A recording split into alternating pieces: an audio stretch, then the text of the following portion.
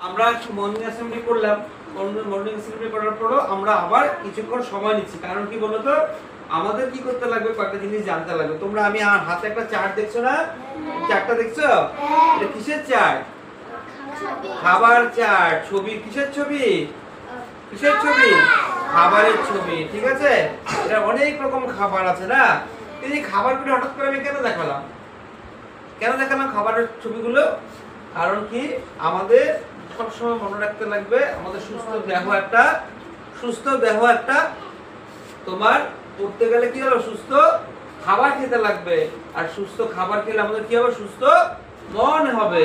তার জন্য আমাদের কি করতে লাগবে ভালো ভালো খাবার খেতে লাগবে।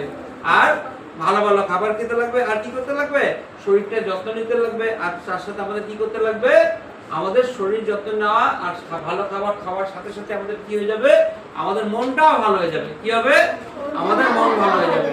এখানে তোমার একটা কথা আমরা দেখবো, জানবো ভালো করে, ঠিক আছে?